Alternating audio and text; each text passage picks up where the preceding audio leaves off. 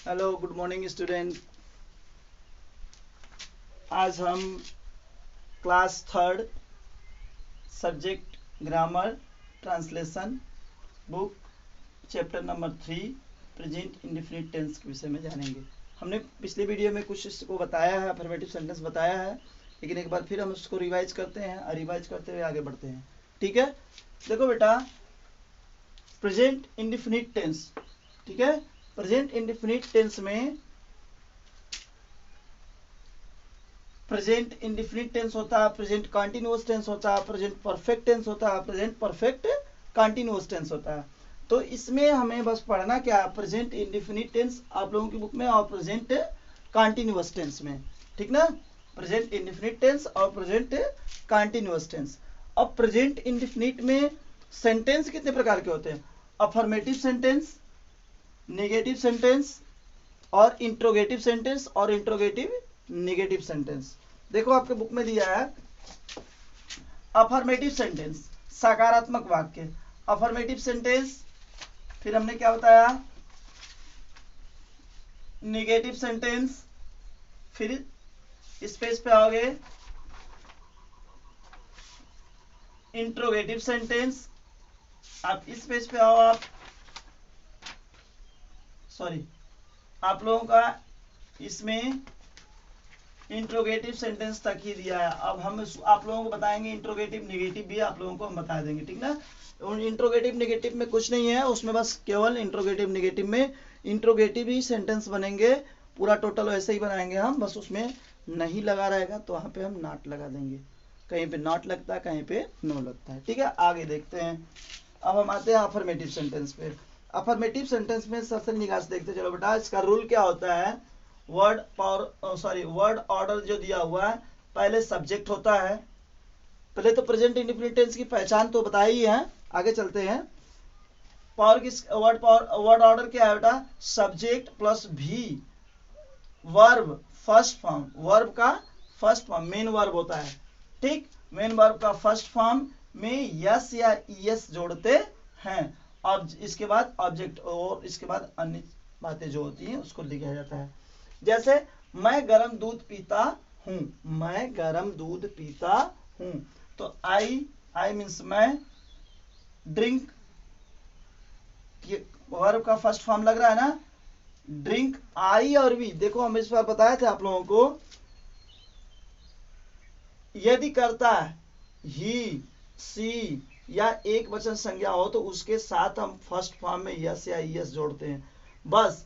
यदि करता आई we you they या बहुवचन हो तो उसमें हम यस या यस को हम ऐड नहीं करते हैं। तो यहाँ पे क्या है, मैं है, आई लगा हुआ है, तो आई के साथ हम यस या यस को ऐड नहीं करेंगे। जैसे आई ड्रिंक, फर्स्ट फॉर्म लग गया, गरम दूध हॉट मिल्क, यहाँ पे गरम दूध का हॉट मिल्क हो जाएगा। ऐसे ही वे रोज खेलने जाते हैं, वे रोज क्या करने जाते हैं, खेलने जाते हैं, जाते हैं ना, तो दे ये क्या है, प्लूरल है, इसके साथ हम यस या यस नहीं लगाएंगे। दे गो, अब यहाँ पे मुख्य वर्ब क्या हो रहा है, go, they go to play daily, play means खेलना होता है, play daily, they go to play daily. अब यहां देखो, वह सदैव सच बोलता है, ही ऑलवेज टेल्स ट्रूथ, यहां देखो ही है तो ऑलवेज के साथ ऑलवेज है, इसके बाद टेल्स यहाँ पे बोलता है ना, बोलता क्या बना हमारा वर्ब है, तो वर्ब में यस या यस लगता है, तो यहाँ पे TELL के बाद एस जोड़ा गया है, ठीक है।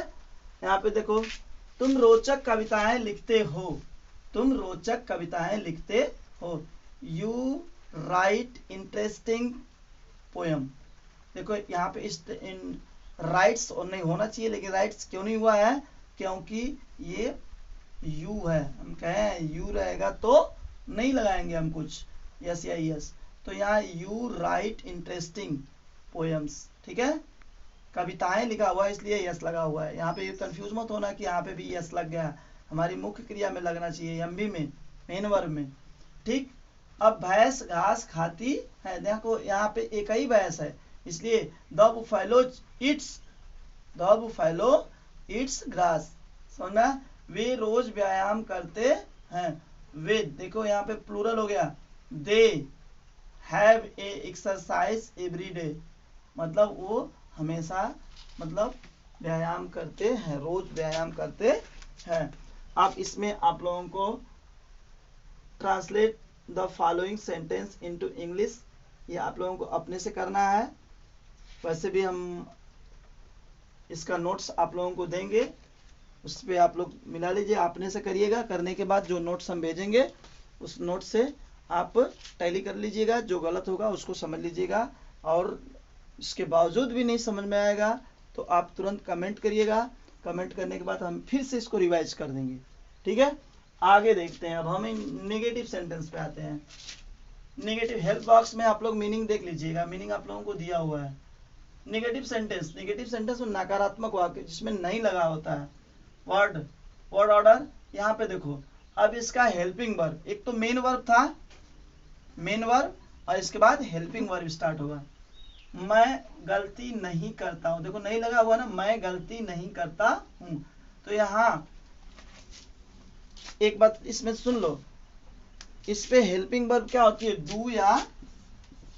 डू या डज। डू जैसे हम बताए थे, जिसमें अफर्मेटिव सेंटेंस में आप लोगों ने देखा था, जिसके साथ यस नहीं लगा हुआ था वहां पे हम डू का प्रयोग करेंगे। जिन संज्ञाओं के साथ वर्ब के साथ को देखते हुए, अरे सॉरी, नाउन को देखते हुए लगा था डज, उसमें हम डज का प्रयोग करेंगे। जिससे अब ये समझ लो कि सिंगुलर नाउन जितने रहेंगे उसमें हम डज का प्रयोग करेंगे, अब प्लूरल नाउन में हम डू का प्रयोग करेंगे। इसमें आई, वी, यू, दे के साथ भी डू का प्रयोग किया जाएगा, ठीक है। इसमें कुछ नहीं, एकदम सिंपल सा है।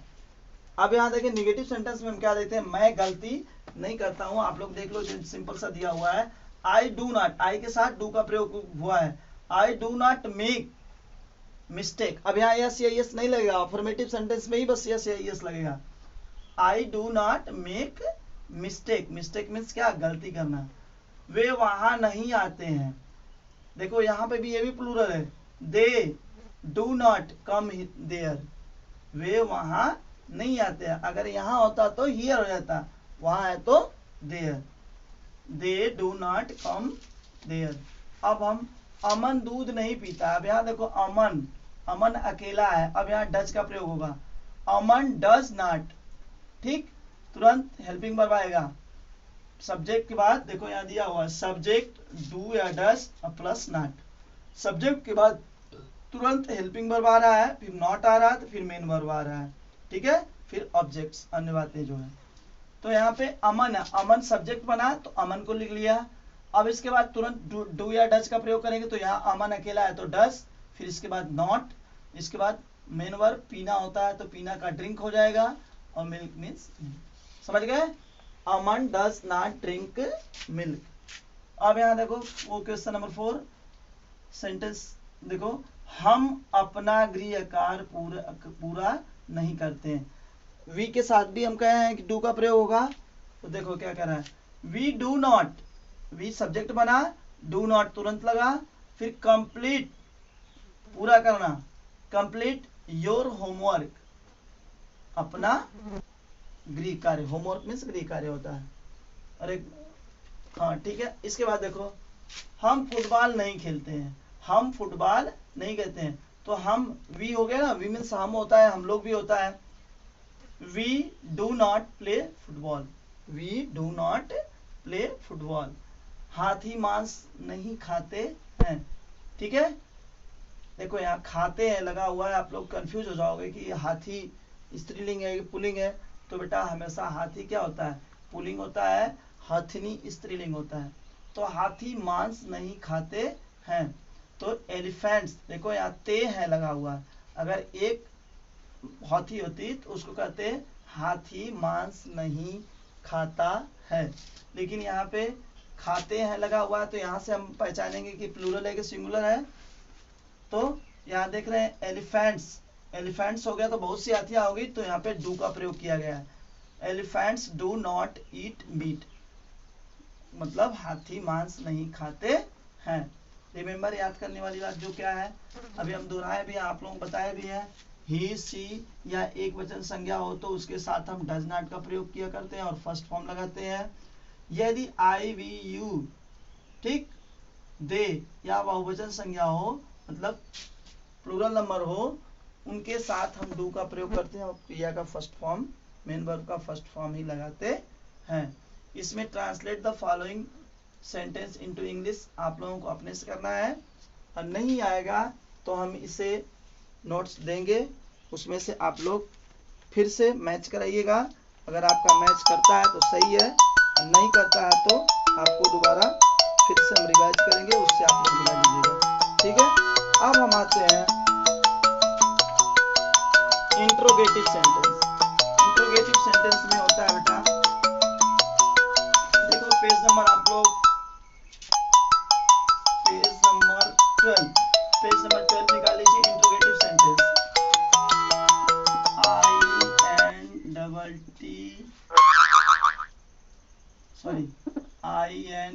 INERR इंट्रोगेटिव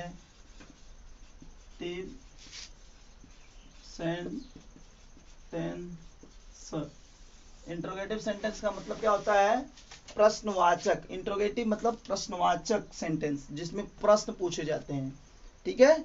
आप लोग देखो यहाँ इंट्रोगेटिव सेंटेंस मतलब जो जिसमें प्रश्न पूछे जाते हैं, सेंटेंसेस, ठीक है। देख लो, अब इसमें हम एक बात ध्यान से देखेंगे, जो हमारा हेल्पिंग वर्ब है डू या डज, ये हमारा जो है डू या डज है, ये एकदम बिल्कुल फ्रंट पे आ जाता है। कहता है ये फ्रंट पे आ जाता है, सामने बिल्कुल पहले स्टार्टिंग में क्वेश्चन। और इसमें एक और बात ध्यान से देखनी होती है कि लास्ट में क्वेश्चन मार्क्स लगे होते हैं, ठीक है। इनको हम ध्यान में देंगे, बहुत ध्यान से देखेंगे कि अगर ये इंट्रोगेटिव सेंटेंस है तो क्वेश्चन मार्क लगे रहेंगे, अगर नहीं लगा है तो समझ लीजिए आपका रॉन्ग हो जाएगा। आप सेंटेंस को पूरा करेंगे तो भी अगर आप इस क्वेश्चन मार्क्स को नहीं लगाते हैं आप, तो आपका सेंटेंस रॉन्ग हो जाएगा। देखते हैं अब अभी हम आप लोगों को बताया है इसमें कि डू या डज फ्रंट पे आ जाता है और सेम सेंटेंस वैसे ही बनता है। इसमें भी मुख्य क्रिया का फर्स्ट फॉर्म ही लगता है, इसमें यस या यस नहीं लगता है, सेम जैसे नेगेटिव सेंटेंस बनता है वैसे ही। अब बस इतना ही समझिए कि नेगेटिव सेंटेंस में से अब हम नॉट को हटा देते हैं, डू जो लग रहा है, डू आगे आगे लग जाएगा तो क्या से स्टार्ट हो जाएगा, ठीक है। अब हम सेंटेंस पे आते हैं, क्या वे वहां जाते हैं। यहाँ देखो पहले वर्ड ऑर्डर को भी देख लो, क्वेश्चन वर्ड देखो, पहले क्वेश्चन वर्ड दिया है ना, फिर डू डज। अगर क्वेश्चन वर्ड बीच में होता है तब, अभी हम बताएंगे आप लोगों को, जब बीच में होता है तब क्वेश्चन वर्ड को हम आगे करते हैं। फिर इसके बाद डू डज, देखो डू डज दिया है, फिर सब्जेक्ट दिया है प्लस नॉट वर्ब एंड, मतलब इंट्रोगेटिव नेगेटिव को भी समझा दिया है इसी में, ठीक है। अब चलो देखते हैं, अब यहाँ पहचान में क्या दिया है, प्रश्नवाचक वाक्यों के आरंभ में क्या शब्द आता है। कभी कभी वाक्य के प्रश्नवाचक शब्द क्या, क्यों आदि आ जाते हैं, मतलब वो बीच में आ जाते हैं, तो भी इंट्रोगेटिव सेंटेंस कहे जाते हैं। जैसे क्या वे वहां जाते हैं, क्या वे क्या प्लूरल है इसलिए डू का प्रयोग हुआ, डू दे गो देयर, समझ आ रही बात ना। क्या वे नदी में रोज तैरते हैं, क्या वे आ गया, फिर यहाँ पे do they swim, daily swim मतलब रोज तैरते हैं, daily swim in the river, नदी में रोज तैरते हैं, ठीक है। इसके बाद आप देखेंगे क्या बीना यहाँ प्रत्येक रविवार आती है, क्या बीना यहाँ प्रत्येक, बीना अकेली है तो देखो डज बीना नॉट भी लगा हुआ है, इंट्रोगेटिव नेगेटिव सेंटेंस हम आप लोगों को बताया है, वहां पे भी देखो does Beena not come there here every Sunday, क्या बीना यहाँ प्रत्येक रविवार नहीं आती है, तो बीना अकेली है इसलिए हम यहाँ पे डज का प्रयोग कर रहे हैं। देखो डज बीना अब इंट्रोगेटिव नेगेटिव दोनों हो गया है, इन नहीं भी लगा हुआ है। तो does Beena not come there here every Sunday, मतलब प्रत्येक संडे को यहाँ नहीं आती है। ठीक है, अब आगे देखते हैं, क्या वह सदा झूठ बोलता है, मतलब हमेशा झूठ बोलता है। सदा मतलब हमेशा। क्या वह लगा हुआ है तो ही हो जाएगा, तो यहाँ पे डज का प्रयोग करेंगे। डज ही बोलती है, सॉरी बोलती लगा हुआ है तो ये सी का प्रयोग करेंगे क्योंकि लड़की है। डज सी ऑलवेज स्पीक, मतलब हमेशा बोलती है। द लाई, मतलब हमेशा झूठ बोलती है। अब हम यहां देखेंगे, बच्चे कब उठते हैं। अब देखो कब आ गया बीच में, जब हम कहें कि इंट्रोगेटिव सेंटेंस को जो क्वेश्चन वर्ड्स होते हैं अगर वो बीच में होते हैं तो उन्हें खींच करके आगे लाया जाता है। फिर सेम जैसे प्रश्न इंट्रोगेटिव सेंटेंस में बनाते हैं हम सेंटेंस को, वैसे ही वैसे रख देंगे। जैसे देखो, बच्चे कब नहाते हैं, उठते हैं, तो अब यहाँ बच्चे कब आ गया ना, तो वेन मीन्स कब, वेन को लगा दिए। बच्चे हैं तो डू का प्रयोग किए। द चिल्ड्रेन हो गया ना, अवैक मतलब जागना या उठना, समझ आएगी बात। When do the children awake, मतलब अगर ये भी हम देखते बच्चे कब नहीं उठते हैं तो भी हम लगाते क्या, when do not the children awake, समझ आ रही बात। चलो ठीक है, नहीं चिल्ड्रेन के बाद नॉट लगाते हैं। अब यहां देखते हैं, वह शेर कहाँ रहता है। अब कहाँ रहता है, देखो कहाँ आ गया ना क्वेश्चन वर्ड बीच में, तो इसको हम खींच के आगे लगते हैं। वेयर मीन्स कहाँ। डज मीन्स वो हेल्पिंग वर्ब है। इसके बाद दैट मीन्स वह, ठीक ना। यहाँ पे ही और सी का प्रयोग नहीं करेंगे क्योंकि शेर है वो इंगित कर रहा है, तो दैट का प्रयोग होगा। दैट, देखो लड़का इंगित कर रहा है ना, that where does that lion live, समझ आ रही बात। वह लायन, वह शेर, लिव मीन्स रहता है, समझ आ गया बात। अब आगे देख लेते हैं, जब